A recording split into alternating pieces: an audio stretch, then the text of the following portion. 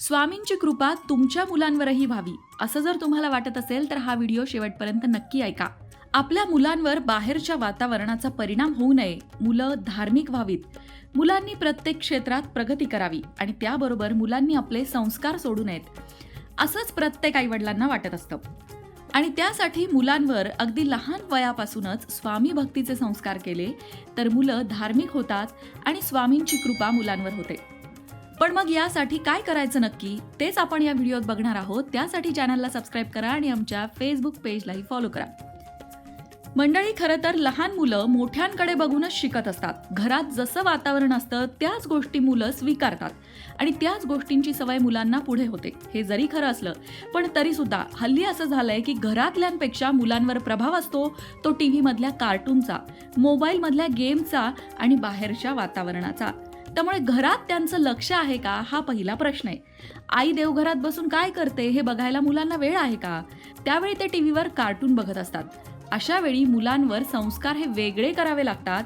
काही गोष्टी करायला मुलांना भाग पाडावं लागतं जेणेकरून त्यांना त्या गोष्टीची सवय लागते आणि ती सवय त्यांना मोठेपणी उपयोगी होते. म्हणूनच या व्हिडिओमध्ये काही मार्गदर्शक मुद्दे सांगत आहोत जे तुम्ही तुमच्या मुलांकडनं करून घेतले तर मुलांना सुद्धा स्वामी सेवेची सवय लागेल आणि स्वामींची कृपा मुलांवर होईल. त्यासाठी सगळ्यात पहिली गोष्ट करायची आहे, लहान मुलांच्या अभ्यासाच्या खोलीत किंवा त्यांचा जो अभ्यासाचा टेबल असेल तिथे स्वामींची छोटीशी मूर्ती किंवा छोटासा फोटो गुरु म्हणून लावा. लहान मुलांना रोज सकाळी उठल्यावर आंघोळ केल्यानंतर आणि संध्याकाळी दिवे लागणीच्या वेळेला तसंच रात्री झोपण्याआधी स्वामींना नमस्कार करायला लावा. सकाळी उठल्यावर स्वामींना नमस्कार केल्यावर घरात असलेले आजी आजोबा काका काकू जे मोठे आहेत, आई बाबा, त्यांना सगळ्यांना नमस्कार करायला सांगा. म्हणजे त्यांचा दिवस चांगला जाईल. हे तुम्हाला काही दिवस मुलांना सांगावं लागेल. जोपर्यंत त्यांच्या अंगवळणी पडत नाही तोपर्यंत तुम्हाला त्यांच्याबरोबर ते करावं लागेल. तुम्हाला करताना पाहून मुलं सुद्धा या गोष्टी करू लागतील. त्यानंतर स्वामींचा जो मंत्र आहे, श्री स्वामी समर्थ, हा मंत्र मुलांकडून रोज रात्री झोपण्यापूर्वी 11 वेळा म्हणून घ्या. लहान मुलं आहेत, खूप जप करू शकत नाहीत, म्हणूनच फक्त 11 वेळा रात्री झोपण्यापूर्वी हा जप तुम्ही त्यांच्याकडनं करून घ्यायचा. हवं तर तुम्ही पुढे म्हणा, मुलांना मागे म्हणायला लावा, पण त्यांना हा जप करून स्वामींना नमस्कार करायला सांगा आणि त्यानंतर मग झोपायला जा. दिनचर्येमध्ये केलेल्या या छोट्या छोट्या घटनांनी स्वामींबद्दलचं महत्त्व मुलांना कळेल, स्वामींबद्दलची आस्था मुलांमध्ये वाढेल आणि मग त्यांना भक्ती करायला शिकवावं लागणार नाही तर ते आपोआप स्वामी भक्ती करू लागतील. दर गुरुवारी किंवा पौर्णिमेला पालकांनी मुलांना स्वामींच्या दर्शनाला घेऊन जावं. स्वामींच्या आवडतं फूल कोणतं आहे ते त्यांना सांगून त्यांच्या हाताने ते फूल स्वामींच्या चरणी वाहावं. तुम्हाला मुलांना अगदी अवघड श्लोक शिकवायला वेळ नसेल किंवा मुलांना ते शिकवायला जमत नसेल तर अगदी साधी सोपी प्रार्थना आहे ती मुलांना शिकवा. ती प्रार्थना अशी आहे की स्वामी मला चांगली बुद्धी द्या, आरोग्य द्या, चांगला आणि खूप अभ्यास करण्याची शक्ती द्या, मला नम्र, आज्ञाधारक आणि दयाळू बनवा, माझ्याकडून सर्वांची सेवा घडू देत, सर्वांना सुखी ठेवा, सर्वांचं कल्याण करा, मला सदैव तुम्ही आशीर्वाद द्या. या प्रकारे अगदी मराठीमध्ये साधे साधे छोटे छोटे वाक्य आहेत, हे मुलांकडनं रोज म्हणून घ्या. या पद्धतीने मुलांना स्वामींना नमस्कार करून ही प्रार्थना म्हणायला शिकवा. लक्षात घ्या, मुलं म्हणजे देवाघरची फुलं. त्यांचं मन अतिशय निर्मळ असतं. या काही गोष्टींनी त्यांच्या मनावर आपोआप संस्कार घडत जातील आणि मुलांचं संस्कारक्षम मन हळूहळू घडत जाईल.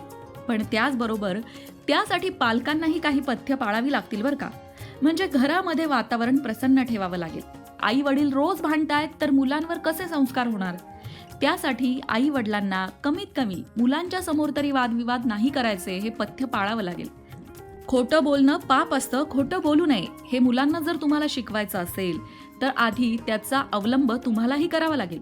कारण तुम्ही मुलांसमोर जर कुणाशी खोटं बोलत असाल तर मुलं तुम्ही सांगितलेलं ऐकतील अशी आशा बाळगूच नका. तुम्हाला मुलांनी कसं घडावं असं वाटतंय ते तुम्ही त्यांना तुमच्या वागण्यातनं दाखवून द्या. कारण मुलांवर पहिले संस्कार घडतात ते आई वडिलांकडून. मुलं सगळं निरीक्षण करून शिकत असतात. आई कशी वागते, कशी बोलते, बाबा कुणाशी कसे बोलतात, बाबा ऑफिसची चिडचिड घरी करतात का, या सगळ्या गोष्टींचं निरीक्षण मुलं करत असतात आणि तसंच वागणं त्यांच्याकडनं होत असतं. अगदी साध्या भाषेत सांगायचं झालं तर मुलांचं मन एखाद्या कम्प्युटरसारखं असतं.